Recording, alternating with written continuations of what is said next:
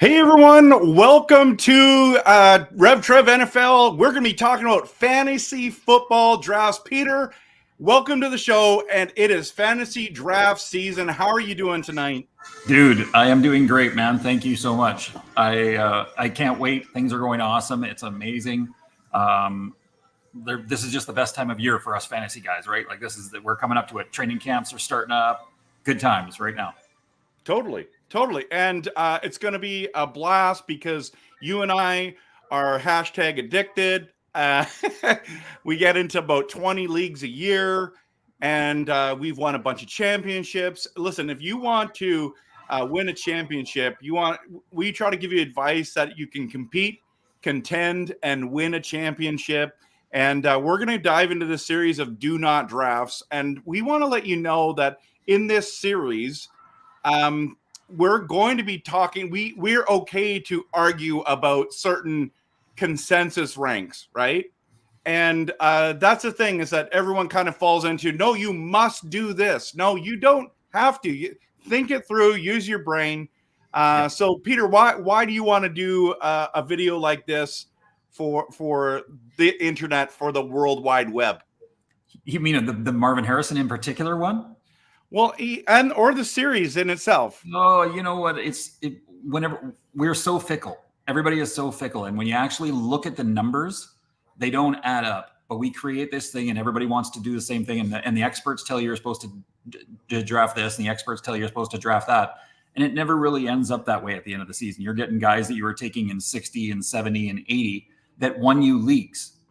And that's what the thing's about, right? It's not this. So that when we're talking about do not draft, it's not like do not ever draft. It's just they're way, way too high in that position to be drafted. Totally. Yeah. Totally. So Yeah. So we're doing this series. We're going to be doing this one on Marvin Harrison Jr. We're getting into debate. The next video will be do not draft Patrick Mahomes. We're also doing one on do not draft Devontae Adams or Collins. Like, there's all these things that we're going to be doing here. So let's start tonight with Marvin Harrison Jr. But before we do that, trying to hit 1,000 subscribers. So if you take a moment, everyone, to hit the like and subscribe. Above, you can see all the socials you can follow me on. Plus, I don't have Twitch on there as well. So if you're a Twitch person, I'm live there right now. And if you're watching this later, please leave a comment. We loved having conversations with you regarding all this stuff. So part of it is to make you think, push back a little bit. And of course, you draft, do whatever you want on your team. If you want to lose, don't use our advice. That's a little strong, but okay. Yeah. I could be wrong, but I doubt it. Yeah. Okay, so Pete, let's talk about Marvin Harrison. Obviously, he is super talented, right? He is super talented. Yes. And good pedigree. Come on. Comes from a Hall of Famer. Absolutely. Like there's nothing saying that this guy is not an elite player at some point. That's not what we're saying tonight. We're talking about right now in his career, drafting him in what I believe Combined Fantasy Pros is calling him ADP 16-ish, in the 16 to 18 range for him as a second round pick. Like, wow, that's the start of my issue with it right there. Yeah, right. And exactly. He is way too high. Now, we are saying do not draft Marvin Harrison Jr., but if you're in a dynasty league, draft him first overall. Okay, I don't care if you're in a super flex league, whatever you are, you draft him first overall. We're talking about keepers or maybe just redraft leagues. Mostly here is do not draft Marvin Harrison Jr. But in dynasty, throw that advice out the window, and we're telling you straight up, you need to be drafting him. I've drafted him first overall in every dynasty league that I could. Yeah. And I actually don't know if I even got him in any, because everyone is drafting him number one. Yeah. And absolutely, that makes complete sense. We're basically right now talking about public leagues or keeper leagues where they only have a couple of keepers and they're a redraft every year. Those are the leagues that we're really specifically referring to right now. Totally. Yeah. Totally. Okay, so why should we not redraft him? Why should we not draft him at all, Peter? Let's get into the data because the stats don't lie. It's rough, man. It's rough. Okay, so if we're calling it average draft 16, that is way too early for one thing. Just this one stat. Okay, this one fact. You are then choosing to take him above Ayuk, above Devontae Adams, above Mike Evans. You're taking him above Cooper Kupp, Deebo Samuel, DK Metcalf. A guy has not played a rep in the NFL yet, and you're taking him over all those elite receivers who end up as the top 15 last year in fantasy. Yeah, that's a big list, man. That's a big list. And I'm with you. I would rather have those guys than Marvin Harrison in a redraft league. Now, I do like Kyler Murray.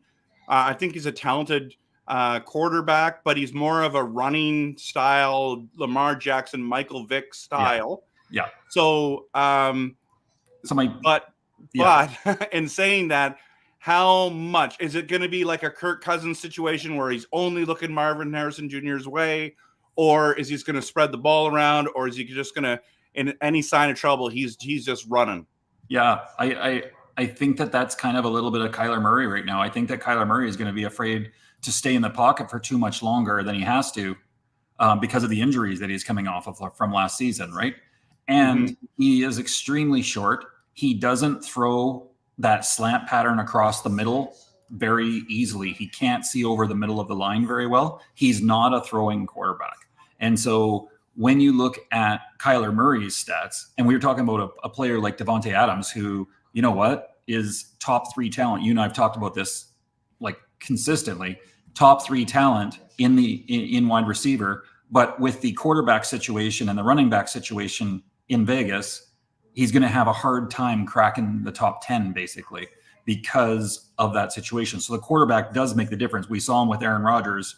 We know what Devontae Adams is capable of. He's a super talented guy. When you do the same thing and say Kyler Murray's top receiver in the last 2 seasons was Zay Jones. And in 2022, Zay Jones had 823 receiving yards. I didn't count 2023 because Murray missed a bunch of it. 2022, 823 yards, 4 touchdowns. In 2021, he was also Kyler Murray's top wide receiver. He had 546 yards and 2 touchdowns. He is not throwing that ball. That is not where Kyler Murray's strength is. And so when you're talking about that, to say, I'm going to draft a wide receiver who's a big play guy who does it all. He's a possession receiver like his dad was. He's a big play guy too. He played with CJ Stroud at Ohio State, made amazing plays. He doesn't have that behind center right now. And that's why I say, not only because he's a rookie, but the other reason is the quarterbacking. I don't think that Kyler Murray has 1,000 yards in him. Well, you mean 1,000 yards to Marvin Harrison? That's correct. That's correct. Yep. So, okay. So just looking at his stats, like you were saying, his first 2 years, he played the full 16 games. So as a rookie, he threw 3,722 yards. He had 20 touchdowns and 12 interceptions. Yeah.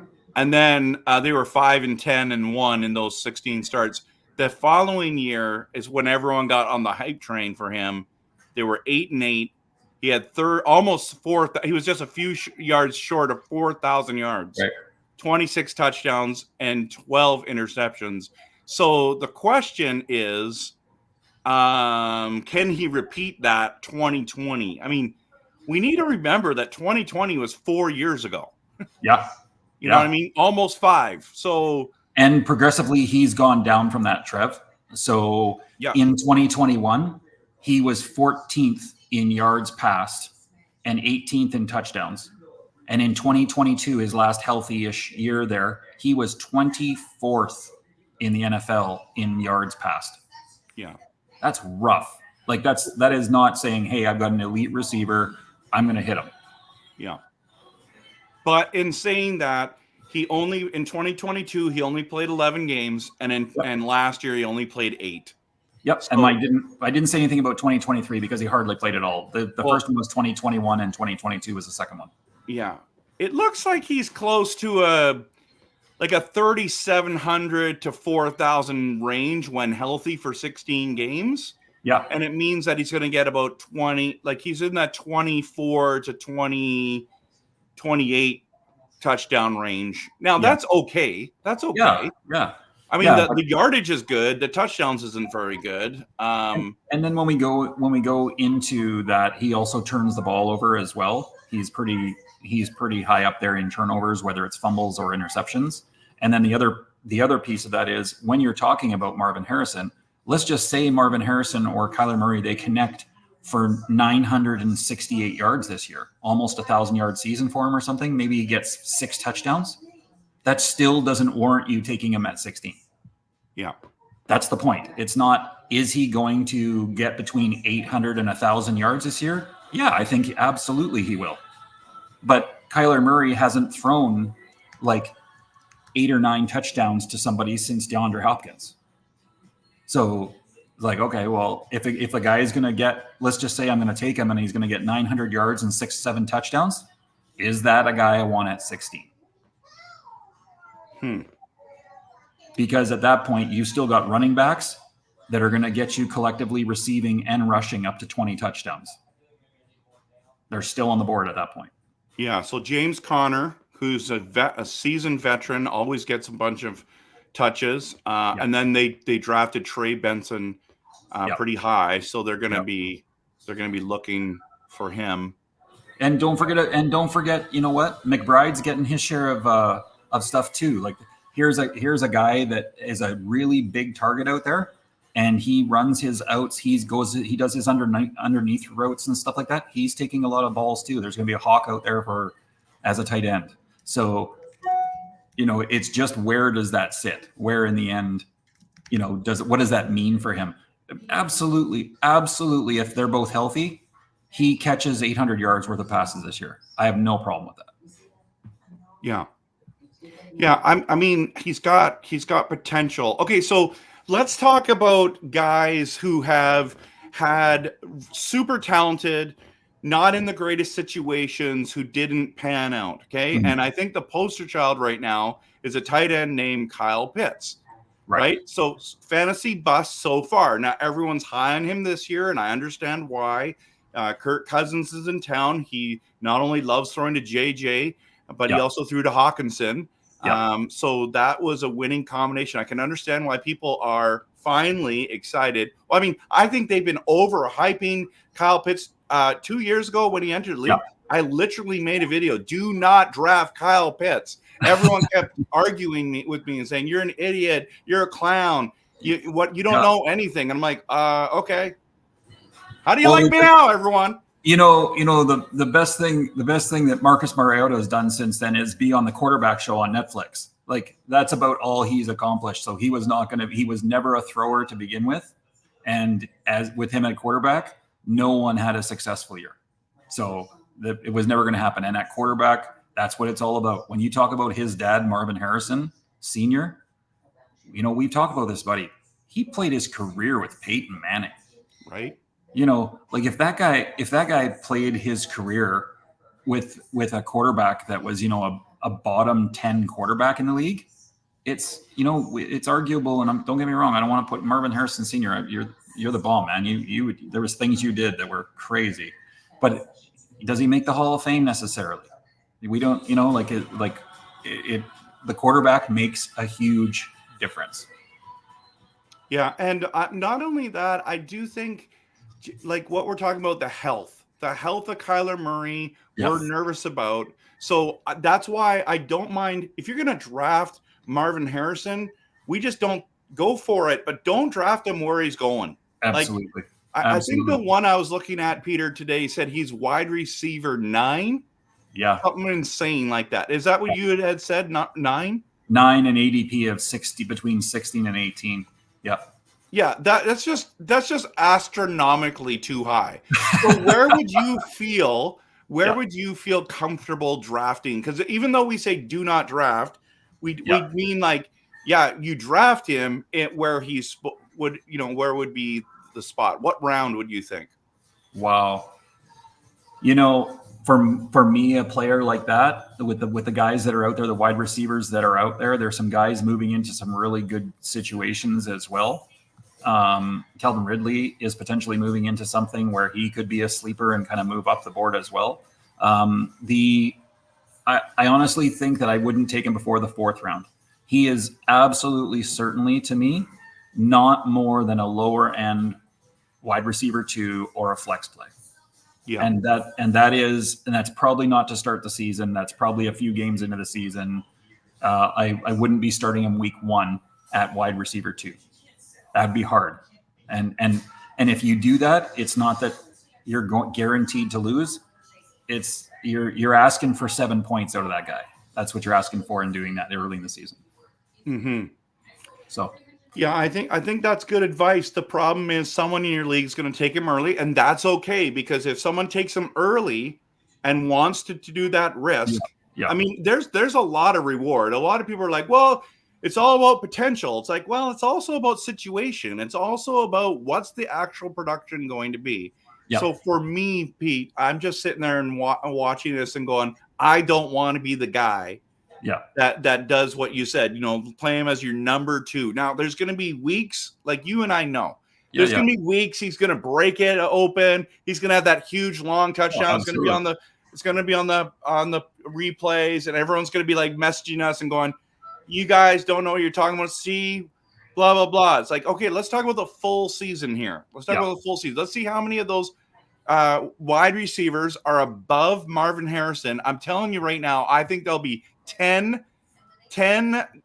wide receivers at least that are above Marvin Harrison by the time it ends the season. And it's not the studs of the AJ Browns and the Jeffersons and the St. Browns and the Chases of the world. We're talking about after he gets drafted, right? I can see Deebo Samuel, if he stays healthy, higher. Devontae Adams higher. You know what I mean? Like Jalen Waddle higher. Mike Evans, who's as old as Moses, higher. Absolutely. Cooper Kupp, if he's healthy, he'll be higher. DJ Moore, DK Metcalf. I would even say Devontae Smith is going to be higher than him, man. Yeah, and the other piece of it is where he is draftable right now in current drafts and rankings and that sort of thing. If you were getting those first few picks and you took McCaffrey, you took Bijan, you took Breece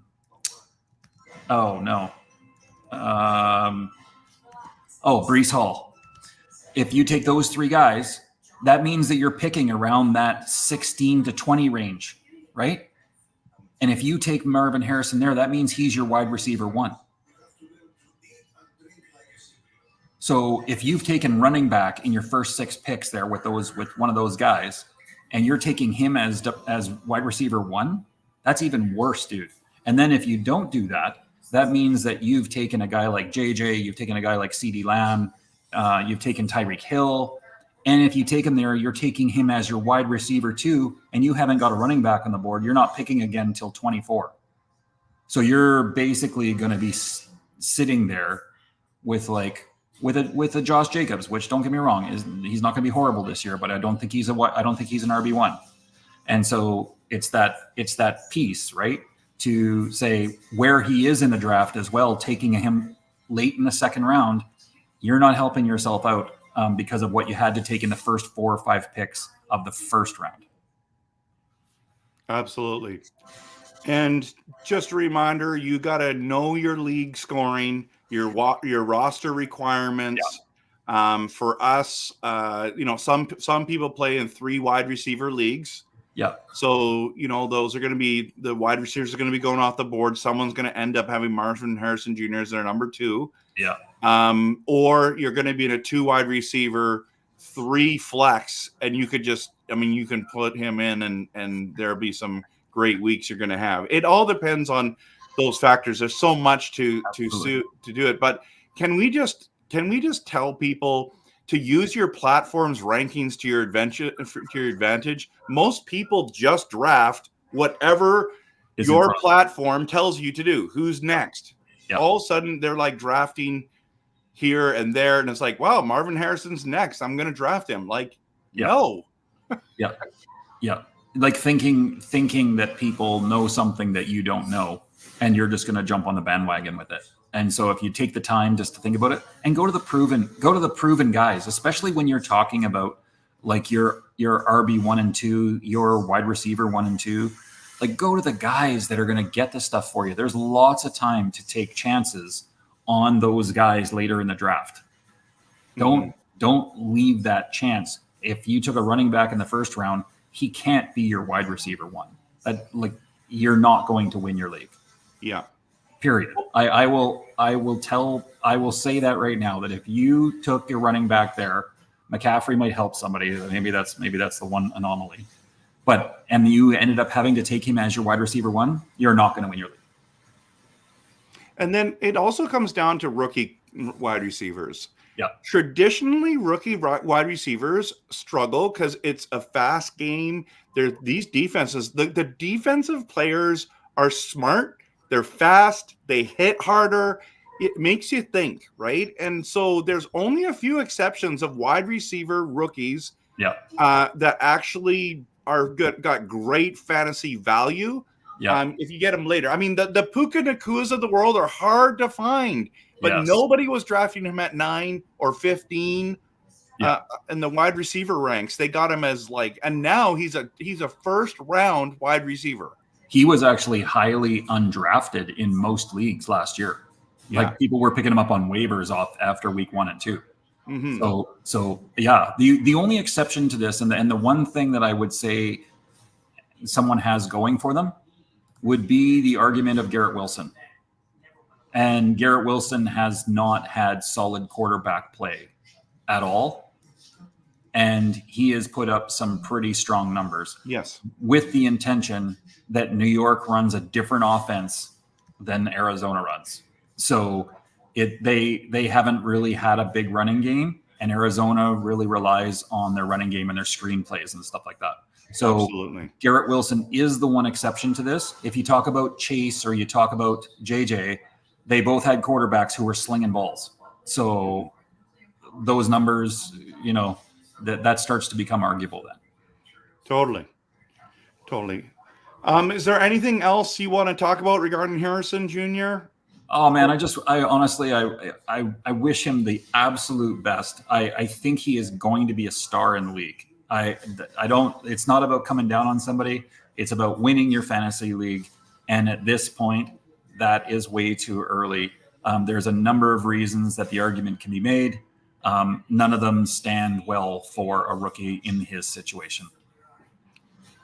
I agree. Okay, we got a couple questions here. Jason Toppy's here, and good to see you, Jason. When would you draft Brock Bowers? I know this is a video regarding Marvin Harrison, but I know you're high on Brock Bowers, and he's a rookie tight end. Oh, so love him. What do you think? I think that because you can take Brock Bowers as your second tight end on your bench. I don't think he's going to be a starter for you, again, given the quarterback play and what's happening there. And if they're going to be giving the ball to anybody, it's going to be Devontae Adams. So they don't have their running back there or their star running back there anymore.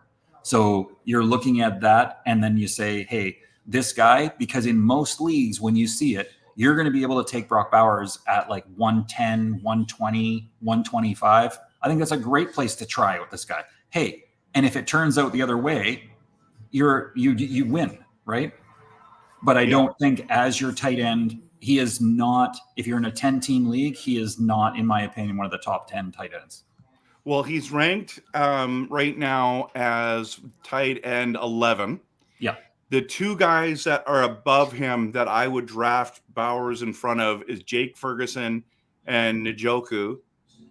Even though I think both those guys are good tight ends, if you're going to be like, I want upside, I want talent, that's where I would take him before those guys. So basically, he's going 105 overall, Peter. Yeah. Njoku's going 10 spots earlier, so a full round earlier, and Ferguson's going 87. So if you think about that, that's the range. Like you're saying, you could use him as a tight end too.